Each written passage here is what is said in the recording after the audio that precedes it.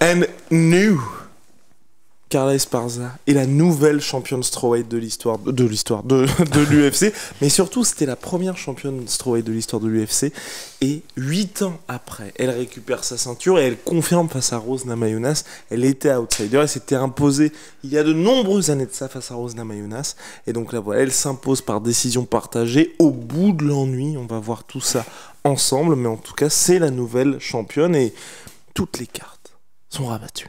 Rebattu. Rebattu. Ouais. Rabattu. Rebattu. Rabattu, tu rabats du gibier. Ah putain de merde. Rebattu. Générique. Swear.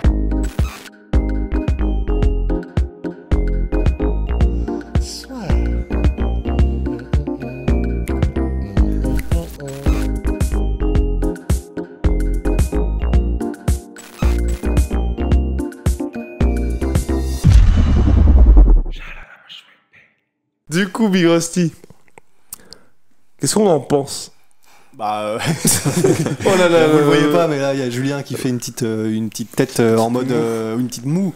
Ouais, bah pas une, parce qu'en fait c'était chiant quoi. Oh wow. En fait, ouais, bon, je pense qu'on peut utiliser Dis ce les mot termes. parce que ouais, non, mais parce que c'était comme il y a eu vraiment un manque pas d'investissement, mais sur le premier round, on se dit toujours, bon, c'est parce qu'elles sont timides, qu'elles se regardent, qu'elles s'observent, qu'elles s'analysent.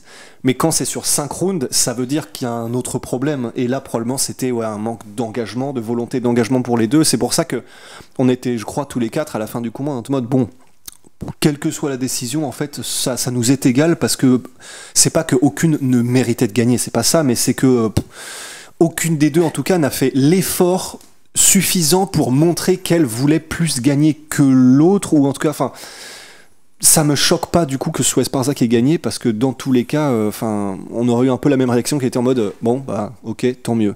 Donc en fait ça ne me choque pas, ça me laisse un peu indifférent en fait, je dois avouer. Oui, je suis assez d'accord. En fait, quand tu combats comme ça, tu sais que la décision peut partir des deux côtés. Et sur un combat aussi important que celui-là, tu te dois à un moment sortir ton jeu, au moins à partir du 4e round, parce que voilà, rien n'est joué. Et en plus de ça, j'ai plus mettre ça sur le dos de Rose Namajunas, mais elle a bien défendu de les amener au sol. Elle devait prendre confiance en son jeu, en lutte défensive et dans les scrambles. Et donc elle aurait pu ouvrir son pied-point, parce que c'est là où elle doit dominer. Et j'ai été surpris de la voir rester attentiste pendant tout le combat. Apparemment, le round le plus clair, c'est le 5e round, que à l'unanimité tout le monde donne à Rose Namajunas, mais pour le reste tout est tellement équilibré, et ouais, c'est dommage, c'est vraiment dommage de voir ça, parce que je pense qu'il y avait un potentiel de voir un beaucoup plus beau combat que ça, et on n'y a pas eu droit. Ouais, moi je pense que pour la catégorie c'est intéressant, parce que ça va nous faire parler, il va se passer des choses. Rose va devoir recombattre pour retenter de regagner son titre, mais après Carla, j'avoue, j'ai pas spécialement envie de la voir recombattre. Non, mais On va faire un titre intérimaire, on va oublier ce qui s'est passé. Non, mais ouais, c'est dur, mais c'était pas excitant. Après, comme tu dis, Chris, à un moment, si le champion montre pas pourquoi il est champion, bah en fait, tu prends le risque de te prendre une split et de perdre ton titre, ou de le garder, mais ça va parler, ou de le perdre. Il aurait pu avoir aussi un autre scénario, c'était comme Moreno et Figueiredo, un draw, et là Rose aurait pu rester championne, ça m'aurait pas choqué non plus. Mais là ouais, c'est assez décevant de la part de Rose. Enfin, moi j'étais déçu de la part de Rose, parce qu'elle était tellement prête, quand elle rentre sur le ring on sent qu'elle en veut. Premier round, comme tu as dit, ça s'observe, puis en fait elle défend toutes les amenées au sol, elle les bloque, elle se fait amener au sol, elle se remet debout quelques secondes après, donc elle doit avoir confiance en elle, et à aucun moment elle accélère, elle recule, elle tourne, elle s'observe pendant 5 rounds en fait. Mais ce qui était étonnant aussi, c'est que donc, je sais plus qui disait que apparemment entre les rounds, Trevor Whitman disait à Rose, tu gères, tout se passe bien, c'est bon, pas de souci. Est-ce que c'est pas une erreur ça du coup? Oui, clairement. Je pense que sur un combat comme ça, tu peux pas dire cette instruction à ton combattant, parce que tu peux pas être certain Ouais. d'aucun des, enfin de ce que nous on a vu. Après, on n'a pas regardé avec un œil de juge, mais clairement c'est ce qu'indique Ils ont pas les cartes, résultats. quoi. Quand tu regardes les scores des médias, les scores des fans, il y a personne qui est d'accord sur les 4 premiers rounds, vraiment personne.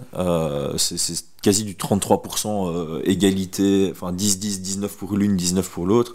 Donc ouais, sur un combat comme ça, tu en tant que coach, tu dois dire qu'il faut aller chercher un peu plus d'activité, marquer un peu plus les esprits des juges pour prendre des rounds. Surtout que, je vais pas dire que c'est facile, mais sur un combat à si faible volume, à si faible intensité, il en faut peu pour faire la différence. Il faut un gros jab, un gros low kick, et la différence, elle est faite.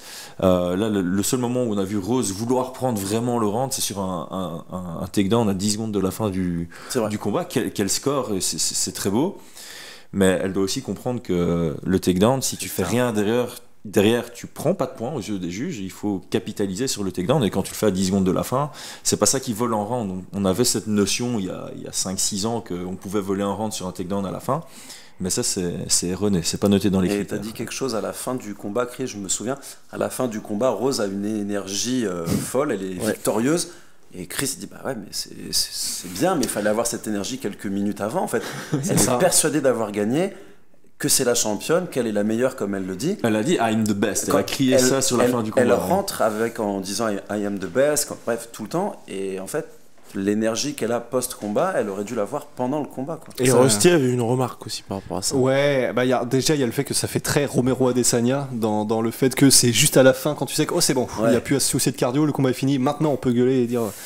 Mais moi, un truc qui m'a un peu gêné, et je ne m'attendais pas à ça de la part de Rose, mais c'est son attitude en fait. Ouais.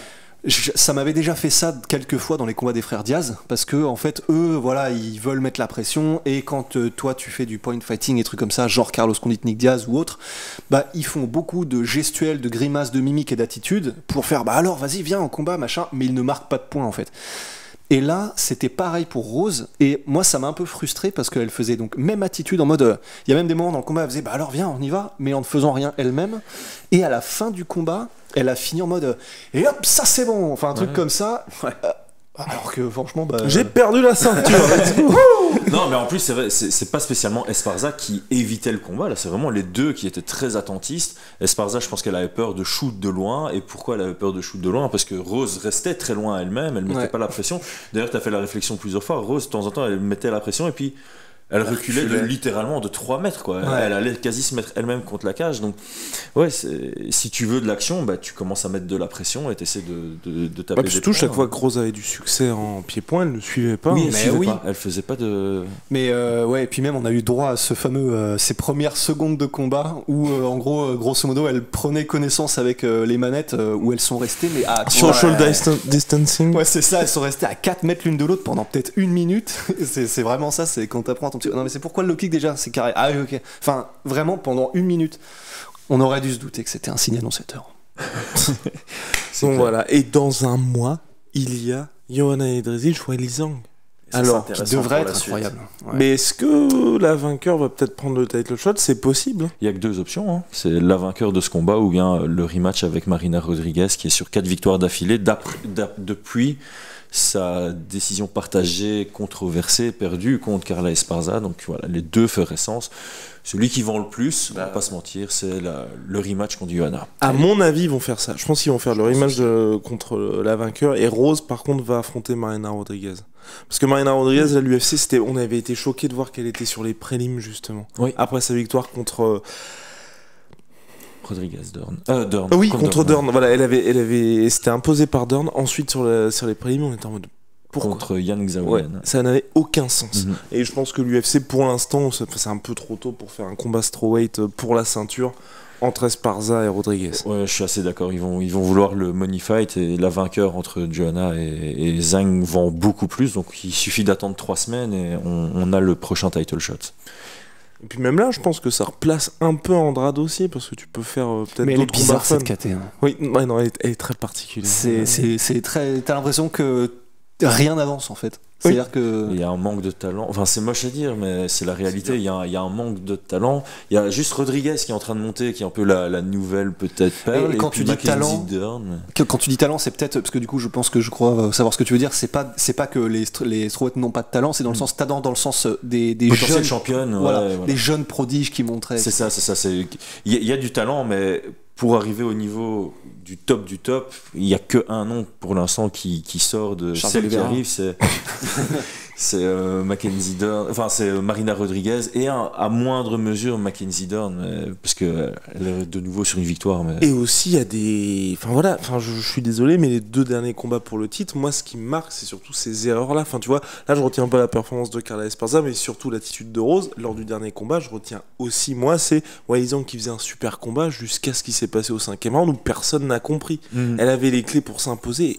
Qu'est-ce que tu fais, tu vois? Et ça fait 2 combats pour le titre où on est plus marqué par des choix, on va dire fight IQ ou tactiques qui sont assez discutables plutôt que par des belles performances. Alors que à un moment donné, c'est vrai qu'entre Rose qui met KO Weili Zhang qui met KO Jessica Andrade, enfin Jessica Andrade qui met KO Rose, enfin c'était des dingueries mine de rien à cette époque-là. Et les gens commençaient à s'enflammer aussi. Johanna, et puis tout le règne de Johanna, on va pas se mentir, tout le règne de Johanna était incroyable. Ouais. Et donc là, Johanna par contre conserve son titre indiscutable c'est ça, GOAT oui. de la division. Et voilà. Et oui, messieurs, on a terminé. On se retrouve très très vite le mois prochain pour l'UFC 275. Nouveau studio, nouveau setup, tout sera neuf. Et mesdames, vous pourrez voir Julien à l'écran. Vous n'êtes pas prêtes. À très très vite pour de nouvelles aventures. Big shout out à My Sweet Pea. My Sweet Potato, moins 38% sur tous mes protéines avec le code de la sueur. Venom, sponsor de l'UFC, sponsor de la sueur. Et mesdames et messieurs d'ailleurs. Allez, à plus.